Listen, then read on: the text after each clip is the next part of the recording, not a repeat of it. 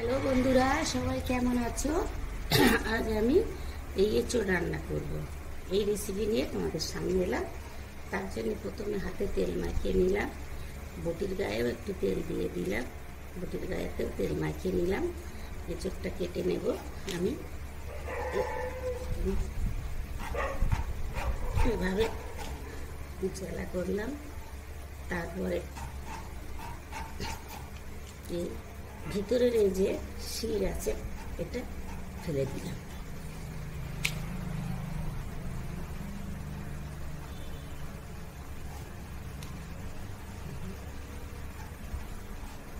এইভাবে বন্ধুরা, মাঝে মাঝে এরকম একটা কাপড়ের সাহায্যে হাতটা মুছে নিলে আটাটা একটু কম। এইভাবে হাতটা মাঝে মাঝে মুছে নিতে হয়, নিয়ে আবার হাতে তেল লাগাতে হয়, আবার বটিতে তেল লাগাতে হয়। লাগালে তাহলে আটার জন্য আপনাদের কোনো প্রবলেম হবে না, খুব সুন্দরভাবে এঁচোড়টা কাটা যাবে। আমি এই এঁচোড়টা এভাবে এই পুরো এঁচোড়টা কেটে নিলাম, ডুমকো ডুমকো করে কেটে নিলাম। এবার এঁচোড়টা রান্নায় যাবে।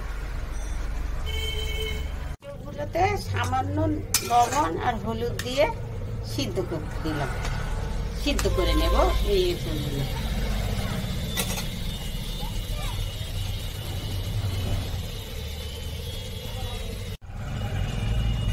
দেখুন বন্ধুরা, আমার এঁচোড়টা সিদ্ধ হয়ে গেছে, সিদ্ধ হয়ে গেছে। এবারে জলটা ঝরিয়ে নেব।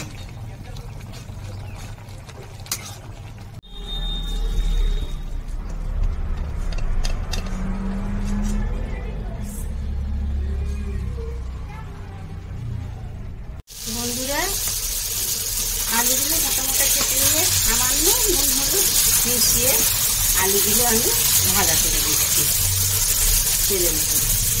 এইভাবে আলুগুলো ভাজা করে নেওয়া।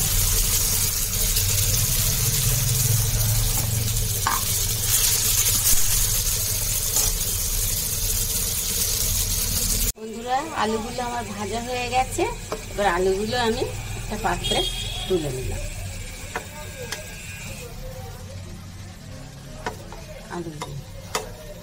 বন্ধুরা, তেল গরম হয়ে এসছে, আলু ভেজে নিয়েছি। ওই তেলের উপরেই আমি এঁচোড়গুলো ভেজে নেব, সামান্য ভেজে নেব।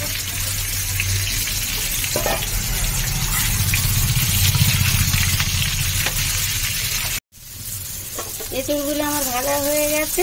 এবার আমি এঁচোড়গুলো একটা পাত্রে তুলে দেব।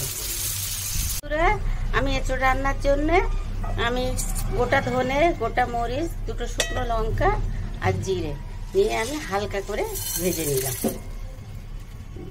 এটা আমি হালকা করে ভেজে নিচ্ছি। এই মশলাটা আমি একটু বেশি করে করেছি, একটু রাখবো বলে, রাখার জন্য। সে কারণে আমি একটু উপর থেকে নুন দিয়ে দিচ্ছি।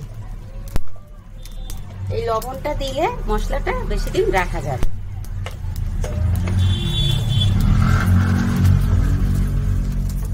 দেখুন বন্ধুরা, আমার ভাজা ভাজা হয়ে এসছে। এবার আমি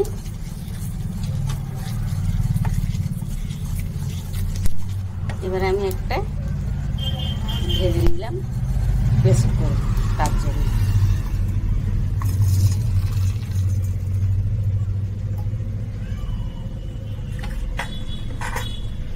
বন্ধুরা, মশলাগুলো আমি পেস্ট করে নিলাম।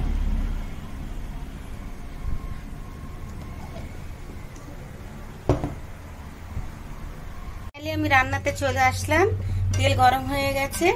আমি 5টা ছোট এলাচ, এই 5-6টা মতো লবঙ্গ, 2টো তেজপাতা আর একটা বড় সাইজের দারচিনি কেটে আমি মশলাতে দিলাম। তেলের উপরে দিয়ে এবার নাড়তে নাড়তে খুব সুন্দর একটা সেন্ট এসছে। এই সময় আমি পেঁয়াজ কুচিগুলো দিয়ে দিলাম। পেঁয়াজটা বন্ধু একটু বেশি লাগে, পেঁয়াজ দিয়ে দিলাম। দিয়ে এখন নাড়তে থাকবো।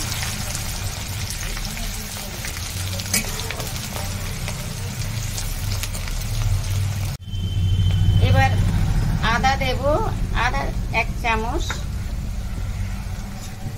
রসুন 1 চামচ,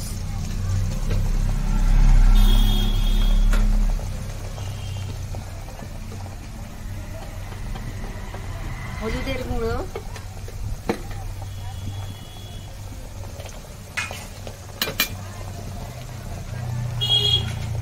জিরে গুঁড়ো,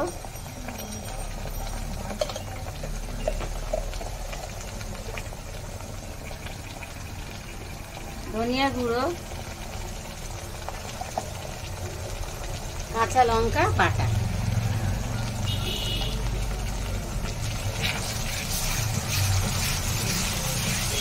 মশলাগুলো আমি এভাবে ভাজা ভাজা করব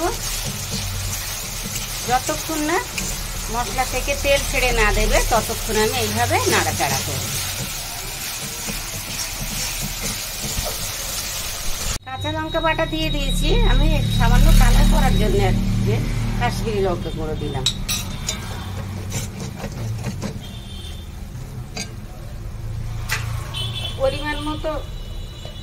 পরিমাণ মতো লবণ দিলাম। টমেটো বাটা দিয়ে দিলাম, পরিমাণ মতো দিলাম। এবারে আমি এভাবে নাড়তে থাকবো। দেখুন বন্ধু, আমার মশলা এভাবে,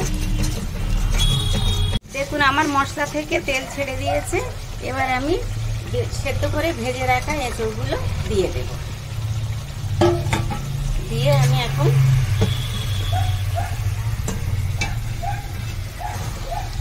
ভালো করে মশলার সঙ্গে মিশিয়ে নেব। ভালো করে মশলার সঙ্গে মিশিয়ে নেব, এভাবে নেড়ে নেড়ে মশলার সঙ্গে মিশিয়ে নেব।